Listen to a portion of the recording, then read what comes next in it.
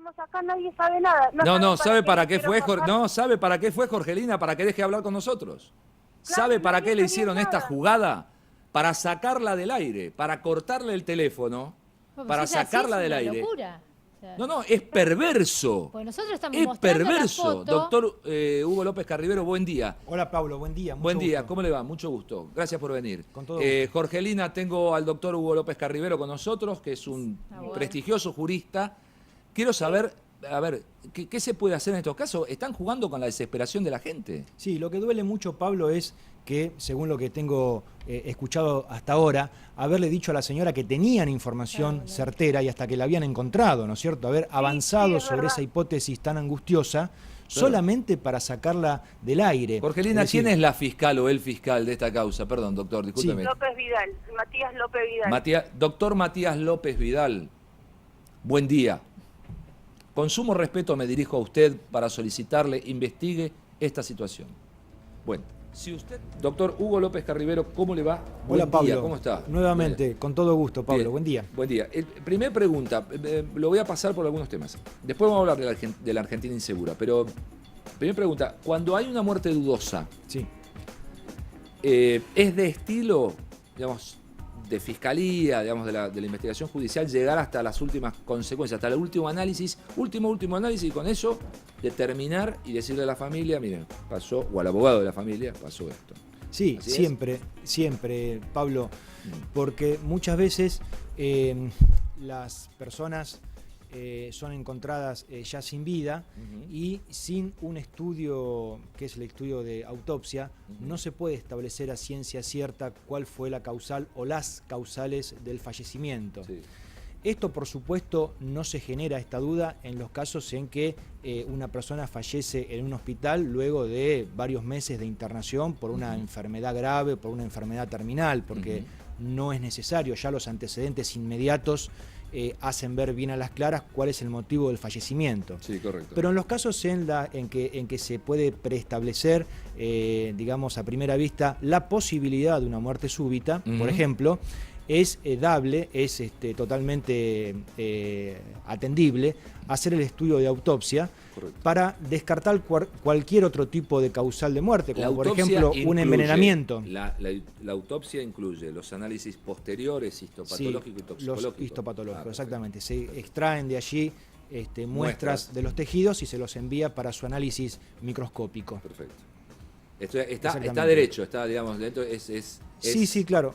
De forma. Claro, siempre esto, para descartar cualquier acción, digamos, externa que haya generado la muerte. Como decíamos recién, por ejemplo, un envenenamiento o una asfixia mecánica externa, que a primera vista podría no haberse advertido, pero que de toda forma, aun cuando existieran dudas, que las hay, por supuesto, siempre en estos casos, es necesario realizar la operación de autopsia para establecer a ciencia cierta si se produjo el fallecimiento por un paro cardiorrespiratorio traumático o por un paro cardiorrespiratorio no traumático. Sí, porque a veces dicen, bueno, ya con lo que dijo el médico legista, el primero, el que hace la autopsia, ya está. No está. No, falta todavía, por supuesto, como decíamos recién, los estudios microscópicos. Los microscópicos, claro, porque le va a ordenar que investiguen a fondo, digo para investiguen, no porque haya nada extraño, ni que haya nada oculto, ni nada, pero puede salir. Hay casos, Pablo, en que alguna cuestión que determinen qué fue lo por qué pasó esto. Claro, nada más. hay casos que ya este es un tema médico, ¿no? Que yo solamente lo abordo desde la experiencia de tribunales, ¿no es cierto? Claro. Hay casos en los que la autopsia es tan contundente que los magistrados, los jueces y los fiscales se dan por satisfechos, incluso los familiares también. Otros casos barajan la posibilidad de una inquietud un poco más amplia, entonces se realizan estudios microscópicos.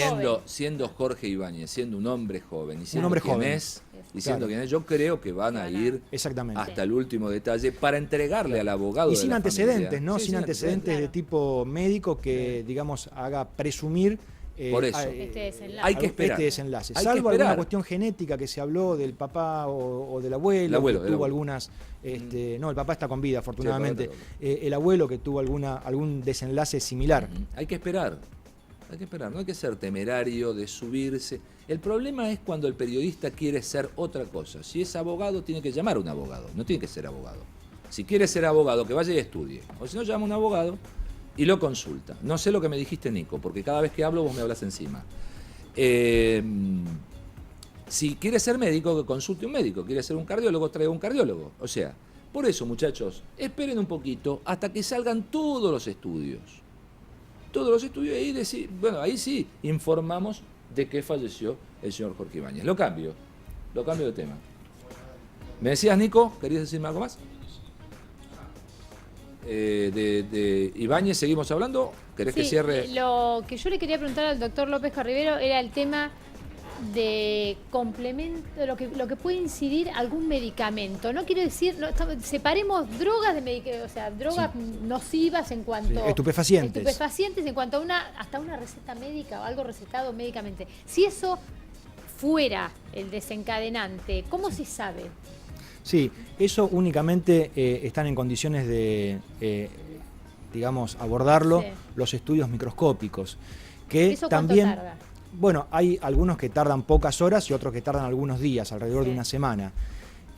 Siempre, por supuesto, se van tomando tejidos de los pulmones, del hígado, del estómago, ¿no? Para llevarlos al análisis exhaustivo. Yo digo, de hasta esos un complemento tejidos. vitamínico, Cosas que pudieron haber incidido con un estado en ese momento, que no tiene nada que ver, que no quiere decir que a la gente le afecte, pero en este caso en particular, o en su momento Exactamente. En el ámbito tribunalicio nosotros llamamos concausa, es decir, no es una causa principal, pero aunada, unida a otras dificultades que pudo haber tenido la persona, ese medicamento, esa droga, aunque como usted dice muy específicamente, no se trata de un estupefaciente, sino de una droga legal. Desde una píldora para medicamento hasta un complemento vitamínico. Pudo haber generado, en algunas ocasiones, el fallecimiento por esto que decíamos recién, una concausa, es decir, algo que se adhiere, algo que viene accesoriamente a un problema genético o a un problema de salud determinado que puede ser advertido por los médicos forenses y volcado en la autopsia y en los estudios microscópicos para poner en consideración del juez y del fiscal que entienden la causa. Digamos, exactamente. No es que modifique circunstancialmente el motivo del desenlace, pero sí lo explica, ¿no? Porque... Lo explica. Sí, lo explica y a partir de ese momento también se podrá establecer cuánto hacía que tomaba ese medicamento la persona, de qué manera, quién se lo suministró, si el suministro fue hecho por un médico matriculado o fue hecho por un amigo como una sugerencia de amistad o de vecindad, o si por el contrario viene haciendo ese tratamiento durante mucho tiempo, ¿no es cierto? Tal vez los estudios exhaustivos de este caso arrojen mayor luz a las circunstancias en que se produjo la muerte. Otras veces se concluye, como decíamos hace un rato, que la muerte se produce por un paro cardiorrespiratorio no traumático y que desde el punto de vista penal, desde el punto de vista criminal en la justicia, no genera ningún tipo de consecuencias. Doctor, en estos casos, ¿no? Está el informe forense, el informe de los médicos forenses.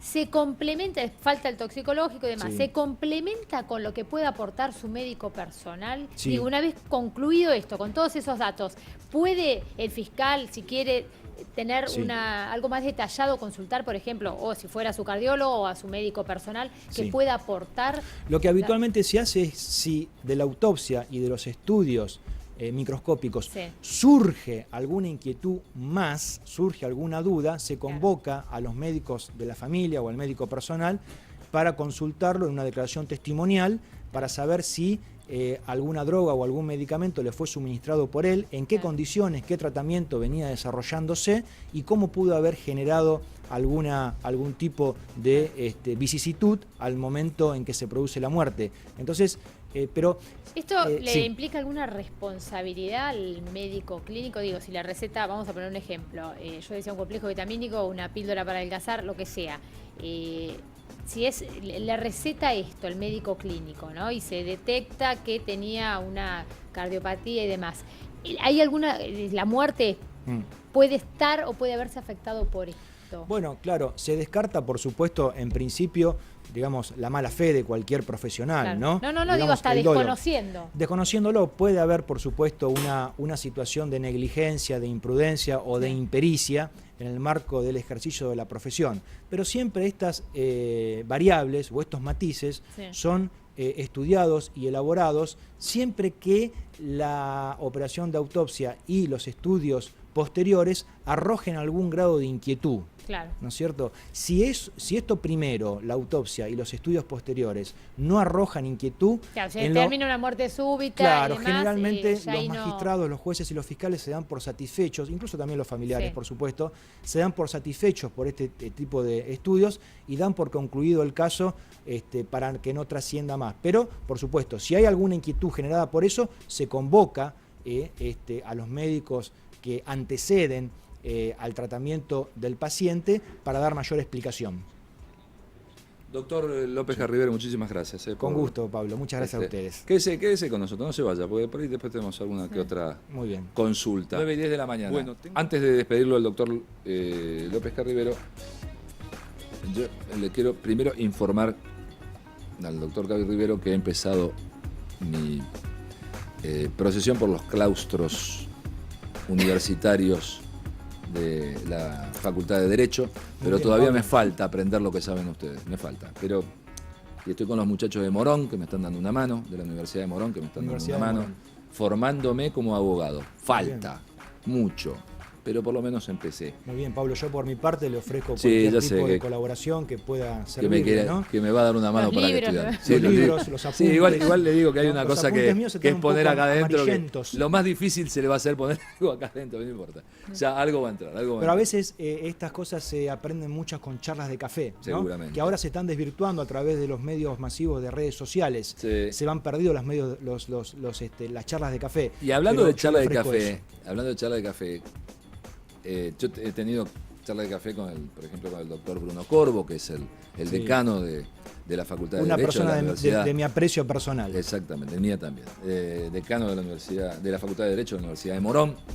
Y en esa charla de café yo también le expresé y le pregunto a usted también como periodista, porque inquieto, ¿no? Y pregunto lo que me sucede como ciudadano, siquiera haciéndome el portavoz de la ciudadanía. ¿Qué pasa que no terminamos con este asunto de los pibes que andan con un arma en la cintura y van matando gente por la vida? Digo, ¿cuál es el ¿dónde ve usted? Yo digo, vamos a buscar las armas ilegales y vamos a romperlas todas. Correcto. A destruirlas todas. Pero primero hay que secuestrarlas. Claro, o sea, tiene que haber así una especie como de Moncloa entre todos los jueces y todos los fiscales y la policía y las policías y decir, bueno, hacemos múltiples órdenes de allanamiento sin pedidos de detención. Fíjense, mira qué detalle. Múltiples órdenes de allanamiento ¿es viable? Le pregunto, ¿es viable esto? Es decir, bueno, vamos a hacer 1000 allanamientos.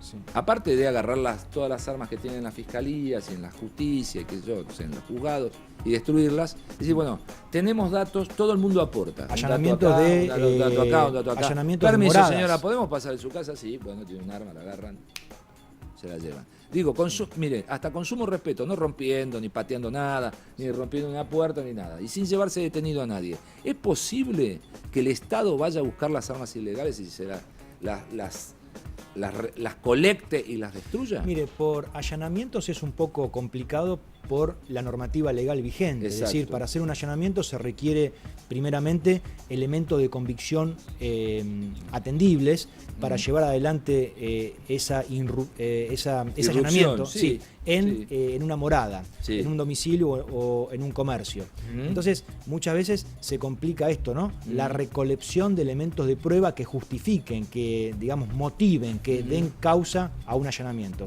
Sí, yo en este marco me permitiría avanzar en la prevención callejera, ¿no es cierto? Observo muchos policías que, esto en el área metropolitana, esto es Capital y Gran Buenos Aires, ¿no? Sin distinción, están en las esquinas, a veces 3 o 4 reunidos en círculo, ajenos a lo que pasa a sus espaldas, y con una situación muy curiosa, mandando y recibiendo mensajes de texto de los celulares en forma constante, es decir, ajenos a lo que pasa a su alrededor. Muchas veces el secuestro de armas en la vía pública se genera a través del olfato policial, de la actitud que el policía puede advertir en la persona que lleva un arma, aun cuando no la lleva visiblemente, en forma ostensible. Ahora, yo le hago una consulta más. Digo, con esta reforma del Código Penal, ¿por qué no incluyen? Digo, está bien, hagan la reforma que quieran, pero incluyan el agravamiento de pena si uno porta un arma de fuego, o sea, que lo hagan más agravado de lo que ya es. Sí. O sea, que claro. A ver, pueden modificar todo, pueden decir, a ver, bueno, pueden modificar todo el Código Penal, pero si agarran y dicen, bueno, vamos sobre las dos herramientas de la delincuencia, que es las armas y la droga, se termina el tema, o sea, van a patalear en el agua, o sea, no van a avanzar. El artículo 40, 41, 41 ter del Código Penal establece ese agravante. Sucede que... Más agravante. Más agravante. Sí, por supuesto. Es posible. Yo en el proyecto del Código Penal que se está sustanciando a través de la Comisión y del Poder Ejecutivo, eso no lo he visto. No, yo tampoco. Yo lo terminé de leer hace pocas horas. Confieso que lo terminé de leer hace 48 horas en su totalidad. Esa circunstancia no la vi. Y cuando se habla de los parches, porque usted habrá escuchado, ¿no es cierto? Sí, esto es un parche. Claro, el Código Penal es un parche, o esto también es un parche. Y quiero decir una cosa, en el año 95 se hizo la última modificación del Código Penal en el marco de la modificación legislativa, y sin embargo mucha gente le dice que fue un parche, pero sin embargo fue una buena modificación, fue una modificación legislativa totalmente oportuna, y hay un porcentaje, esto se sabe a través de la Suprema Corte de Justicia de la provincia de Buenos Aires, el 22% de los detenidos en la provincia está preso sobre la base de esa modificación. Bueno, doctor. Entonces, pero se tocó lo que se tenía que tocar, nada más que eso. Doctor López Carribero, gracias por venir. Muchas gracias, Pablo. Hasta Muy luego. amable por estar aquí. Buen día. Bueno, vamos a la etapa del tiempo argentino, rápidamente.